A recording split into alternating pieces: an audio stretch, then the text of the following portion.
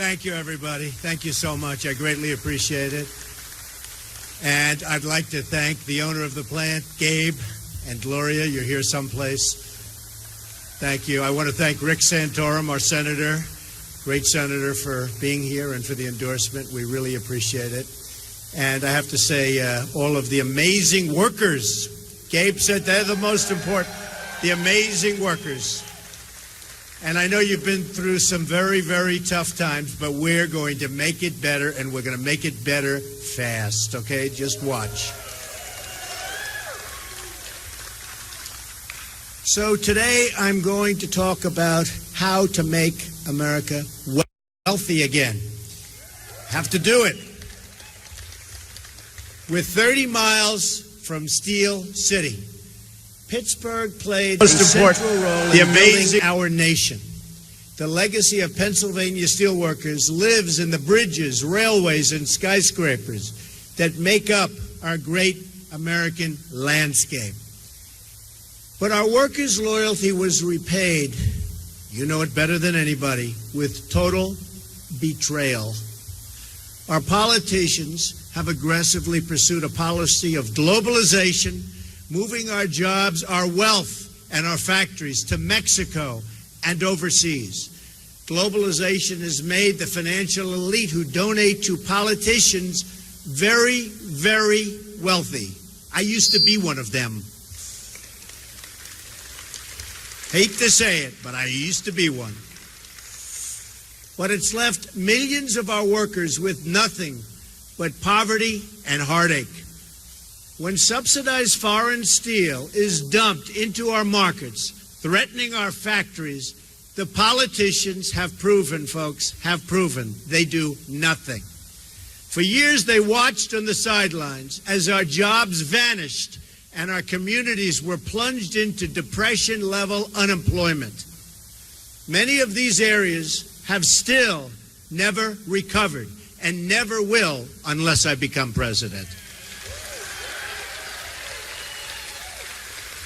Then they're going to recover fast. Our politicians took away from the people their means of making a living and supporting their families.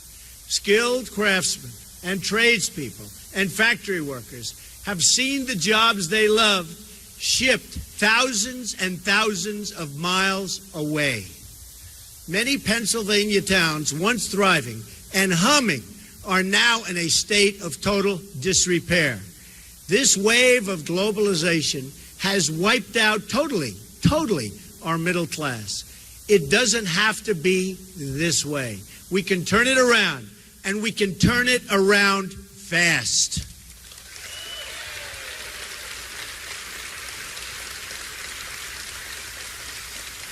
But if we're going to deliver real change, we're going to have to reject the campaign of fear and intimidation being pursued by powerful corporations, media elites, and political dynasties.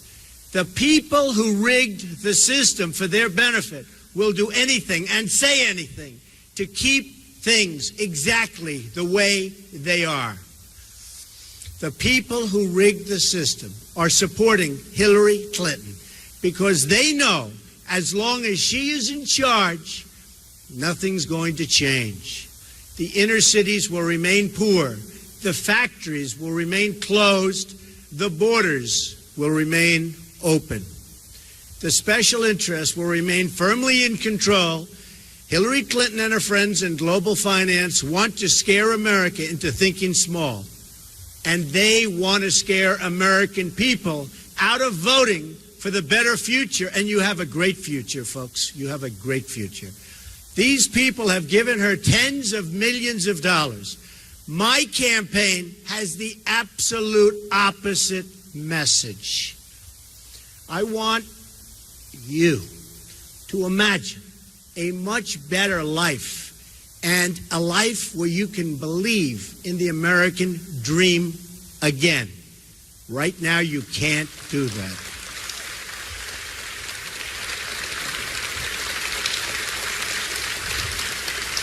I want you to imagine how much better our future can be if we declare independence from the elites who led us from one financial and foreign policy disaster to another. Our friends in Britain recently voted to take back control of their economy, politics, and borders.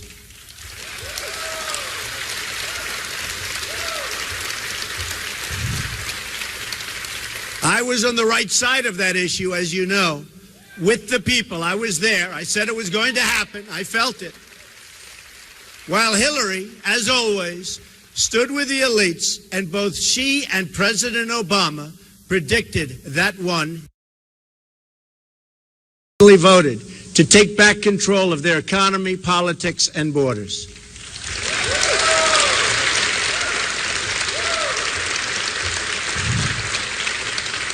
I was on the right side of that issue, as you know, with the people. I was there. I said it was going to happen. I felt it. While Hillary, as always, stood with the elites, and both she and President Obama predicted that one, and many others, totally wrong. Now it's time for the American people to take back their future. We're going to take it back.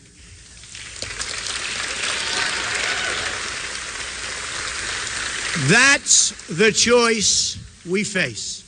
We can either give in to Hillary Clinton's campaign of fear, or we can choose to believe again in America.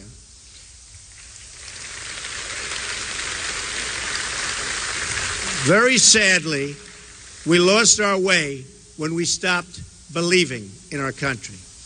America became the world's dominant economy by becoming the world's dominant producer. You know that from right here, right in this plant.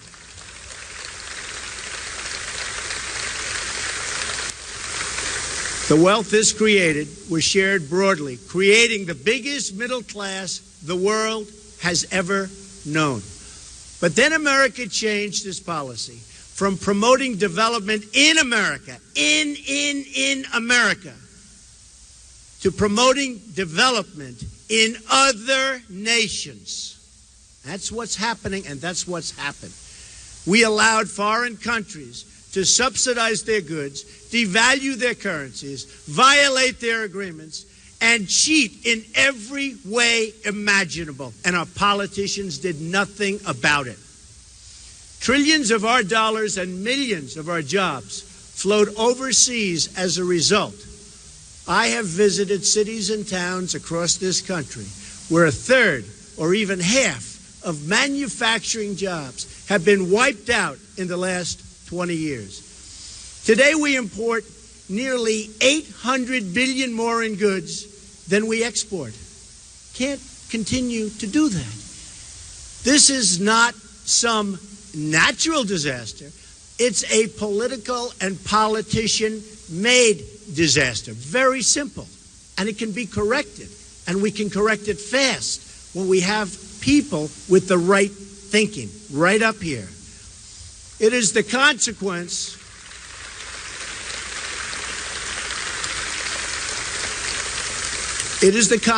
of a leadership class that worships globalism over Americanism. This is a direct affront to our founding fathers, who America wanted to be strong. They wanted this country to be strong, and they wanted it to be independent, and they wanted it to be free.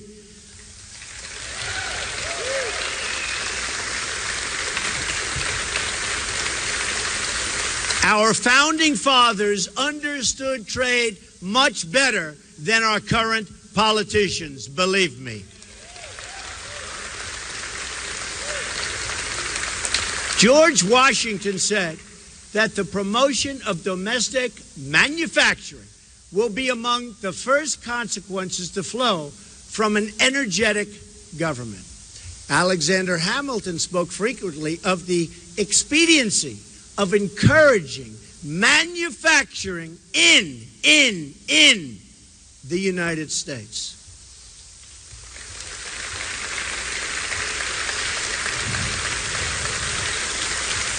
And listen to this.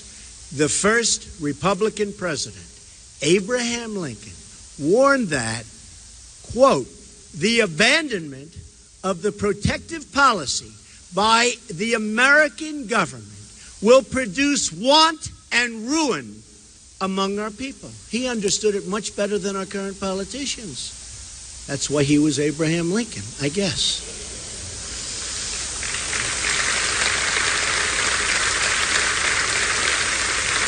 Our original Constitution did not even have an income tax. Instead, it had tariffs emphasizing taxation of foreign, not domestic, production. Yet today, 240 years after the Revolution, we've turned things completely upside down. We tax and regulate and restrict our companies to death, and then we allow foreign countries that cheap to export their goods to us tax-free. How stupid is this? How can it happen? How stupid is this? As a result, we have become more dependent on foreign countries than ever before. Ladies and gentlemen, it's time to declare our economic independence once again. That means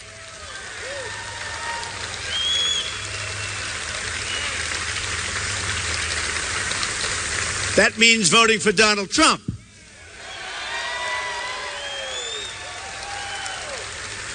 I'll do it, no doubt about it, not even a little doubt. It also means reversing two of the worst legacies of the Clinton years. America has lost nearly one-third of its manufacturing jobs since 1997. Even as the country has increased its population, think of this, by 50 million people. At the center of this catastrophe are two trade deals pushed by Bill and Hillary Clinton. First, the North American Free Trade Agreement, or the disaster called NAFTA. Second, China's entry into the World Trade Organization. NAFTA was the worst trade deal in the history. It's like the history of this country. And China's entrance into the World Trade Organization has enabled, and Hillary Clinton, who backed that terrible, terrible agreement. Then, as Secretary of State, Hillary Clinton stood by idly while China cheated on its currency, added another $1 trillion to our trade deficits, and stole hundreds of billions of dollars in our intellectual property.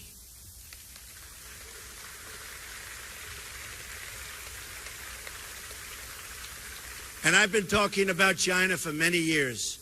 And you know what? Nobody listened, but they're listening now. That I can tell you.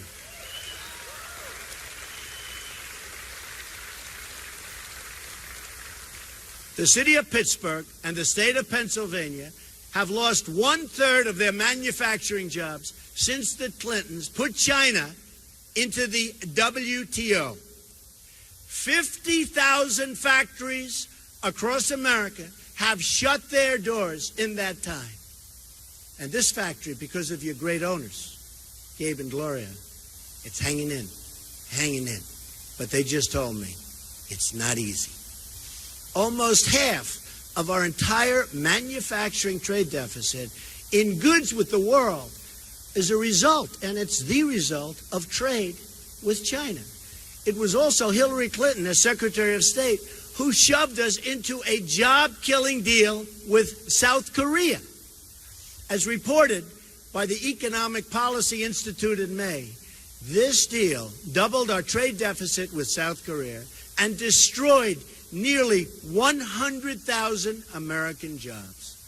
As Bernie Sanders said, Hillary Clinton voted for virtually every trade agreement that has cost the workers of this country millions of jobs.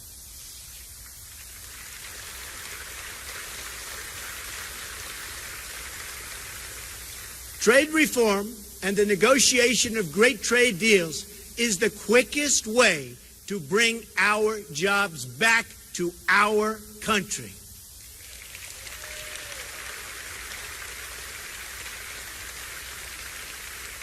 To understand why trade reform creates jobs, and it creates a lot of them, we need to understand how all nations grow and prosper. Massive trade deficits subtract directly from our gross domestic product. From 1947 to 2001, a span of over 5 decades, our inflation-adjusted gross domestic product grew at a rate of 3.5%. However, since 2002, the year after we fully opened our markets to Chinese imports, that GDP growth rate has been cut in half. What does this mean for Americans? Not good. For every 1% of GDP growth we fail to generate in any given year, we also fail to create over 1 million jobs. What a waste, and what a sad, sad thing.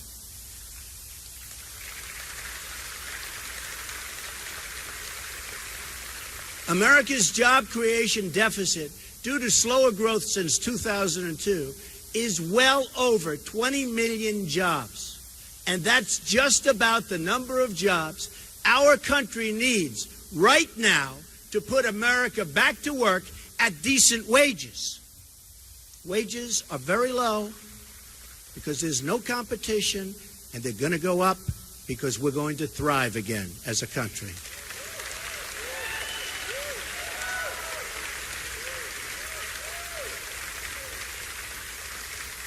The Trans-Pacific Partnership is the greatest danger yet.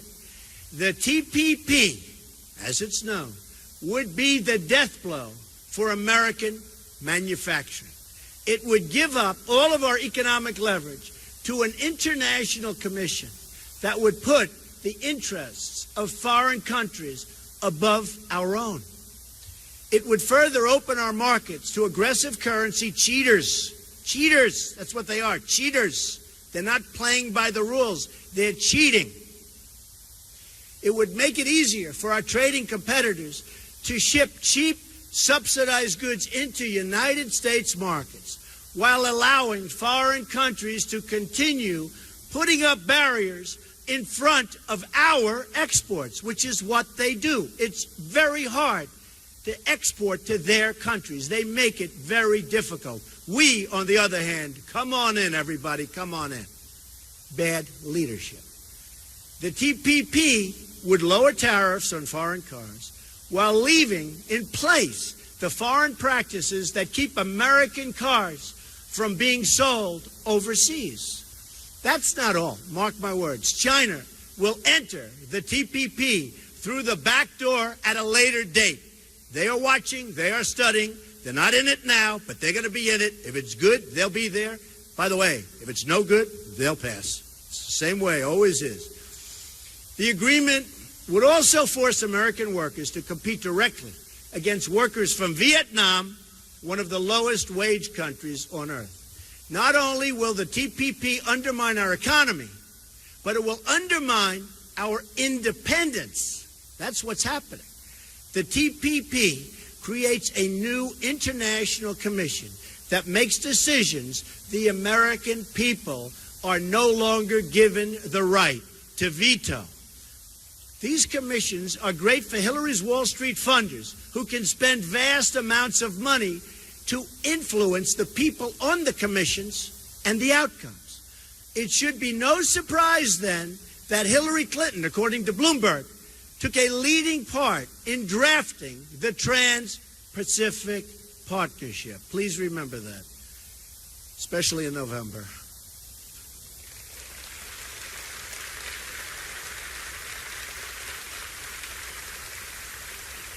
She praised or pushed the TPP on 45 separate occasions and even called it the gold standard. Hillary Clinton was totally for the TPP just a short while ago, but when she saw my stance, which is totally against, she was shamed into saying she would be against it too. And I will tell you, it was the same shame that she had recently where she was sort of forced into saying radical Islamic terrorism, which she didn't want to say, but she was shamed into that one.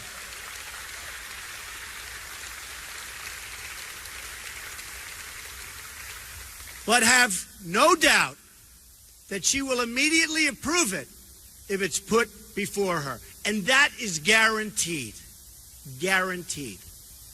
She will do this just as she's betrayed American workers for Wall Street and throughout her career, her whole career. She has betrayed the American worker. She's trying to put on a good front now. She will betray you again. Her career and her husband have signed so many disasters, and never, ever forget NAFTA. Just never, ever forget it, because you know what it's done, and I know what it's done. And in touring, I've seen the devastation that it's left behind. Here's how it would go. She would make a small token change, declare the TPP pact fixed, and ram it through, and you will suffer. That's why Hillary is now only saying she has. I know what it's done, and in touring, I've seen the devastation that it's left behind. Here's how it would go. She would make a small token change, declare the TPP pact fixed, and ram it through, and you will suffer. That's why Hillary is now only saying she has problems with TPP in its current form. You know what that means. That means like they'll make a little two-word change and she'll fix it and she'll feel great. But she says in its current form. She can rush to embrace it again, and she will at the earliest opportunity. If the media doesn't believe me, I have a challenge for you and Hillary. Ask Hillary if she's willing to withdraw from the TPP her first day in office and unconditionally rule out its passage in any form.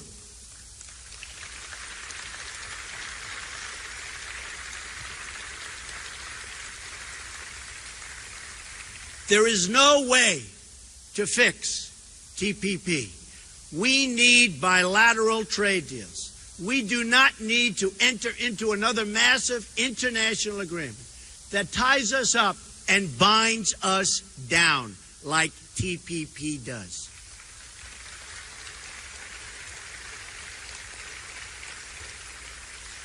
A Trump administration will change our failed trade policies, and I mean quickly.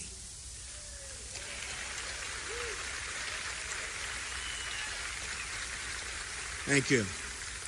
Here are 7 steps I would pursue right away to bring back our jobs. Number 1, I am going to withdraw the United States from the Trans-Pacific Partnership, which has not yet been ratified.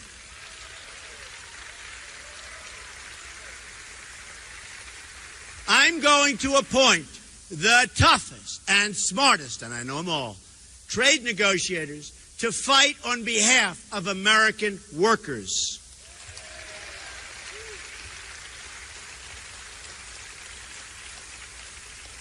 I'm going to direct the Secretary of Commerce to identify every violation of trade agreements a foreign country is currently using to harm you, the American worker.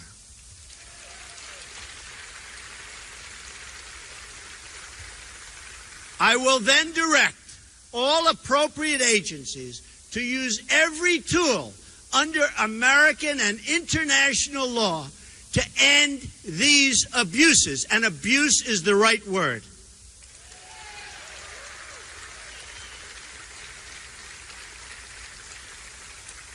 Number 4, I'm going to tell our NAFTA partners that I intend to immediately renegotiate the terms of that agreement to get a better deal by a lot, not just a little, by a lot for our workers.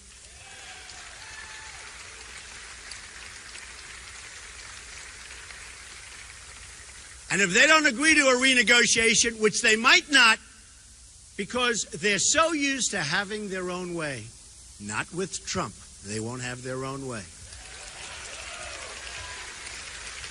then I will submit under Article 2205 of the NAFTA agreement that America intends to withdraw from the deal.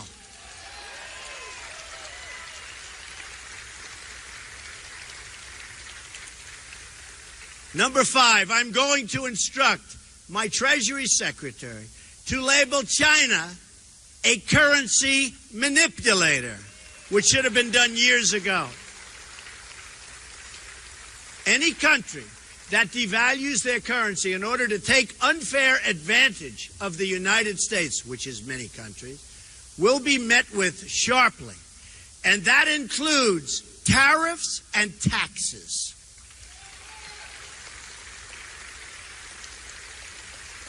Number 6, I'm going to instruct the U.S. Trade Representative to bring trade cases against China, both in this country and at the WTO.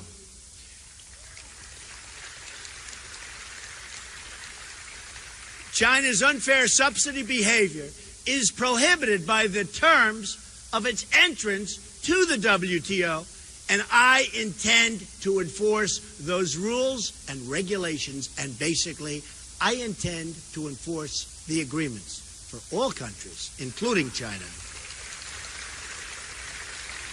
7, if China does not stop its illegal activities, including its theft of American trade secrets, I will use every lawful president.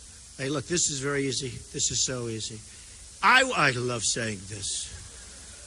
I will use every lawful presidential power to remedy trade disputes, including the application of tariffs consistent with Section 201 and 301 of the Trade Act of 1974 and Section 232 of the Trade Expansion Act of 1962.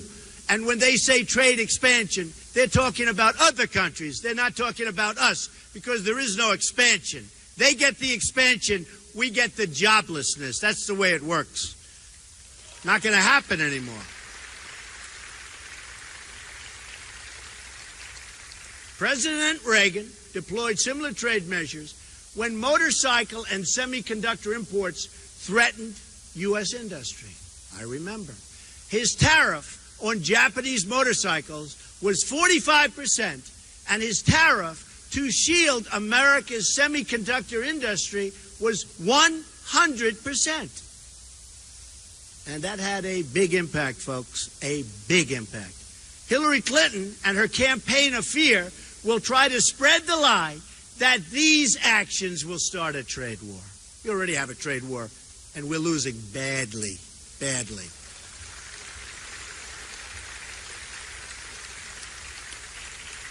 She has it completely backwards. Hillary Clinton unleashed a trade war against the American worker when she supported one terrible deal after another. From NAFTA to China to South Korea, it doesn't matter. No matter where she went, the American worker was hurt. And you will be hurt worse than ever before if she becomes President of the United States. That I can tell you.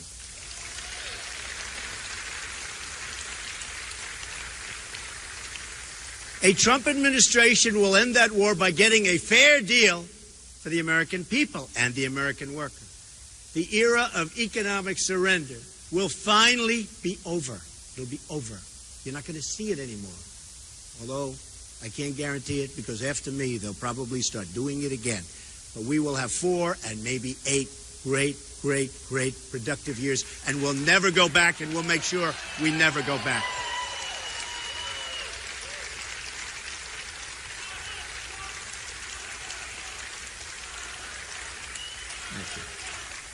Thank you. Thank you very much. Thank you. Thank you. Thank you very much, everybody. I appreciate it. A new era of prosperity will finally begin. America will be independent once more. Independent once more. Doesn't that sound great?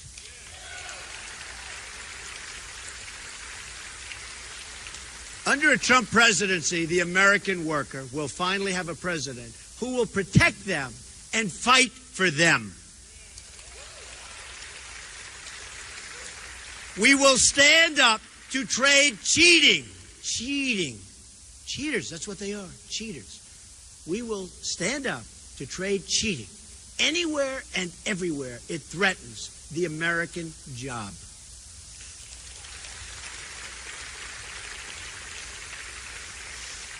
We will make America the best place in the world to start a business. We'll hire workers and we'll open factories and we'll get rid of these horrible regulations that make it impossible to do business in this country.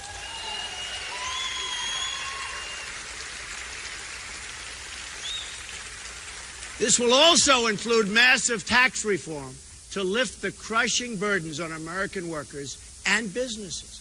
We will also get rid of all of these rules and all of these problems and all of the bureaucracy which are destroying, absolutely destroying our job creation capacity, which we used to be the best in the world, and now we're getting close to the bottom, folks. We're getting close to the bottom.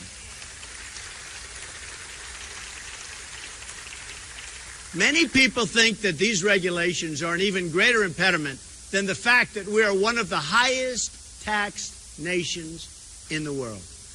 We're also going to fully capture America's tremendous energy capacity.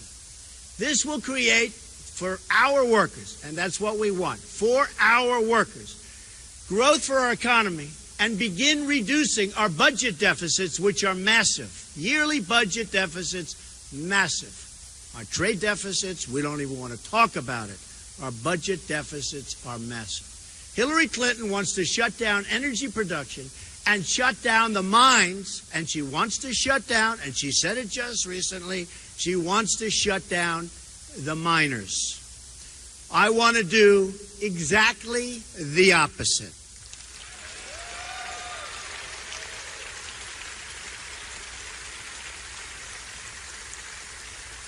A Trump administration will also ensure that we start using American steel for American infrastructure.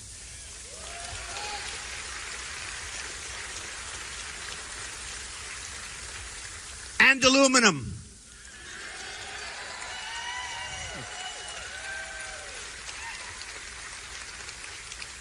Just like the American steel from Pennsylvania that built the Empire State Building. That's what we're going to do. It built the Empire State Building. It will be American steel that will fortify America's crumbling bridges. American steel. It will be American steel. It will be American steel that sends our skyscrapers soaring, soaring into the sky. Beautiful sight. More beautiful with American steel. It will be American steel that rebuilds our inner cities. It will be American hands that remake this country, and it will be American energy mined from American resources that powers this country.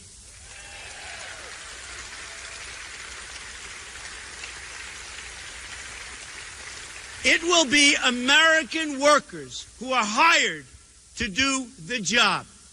Nobody else. American workers. We are going to put American steel and aluminum back into the backbone of our country. This alone will create massive numbers of jobs, high-paying jobs, good jobs, not the jobs we have today, which everybody agrees are bad jobs. We're going to create massive numbers of good jobs. On trade, on immigration, on foreign policy, we are going to put America first again.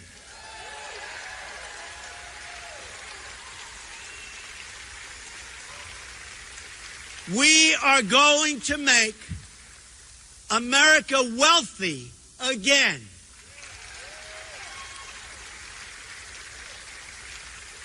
We are going to reject Hillary Clinton's policy of fear and her policy of absolute nonsense because it's not working and it's grossly incompetent and we can't take it any longer and we're not going to take it any longer. We are going to embrace the possibilities of change, but real change, not Obama change, real change. It's time to believe in the future. It's time to believe in each other. It's time to believe in America again. This is how we are going to make America great again for all Americans. For all Americans.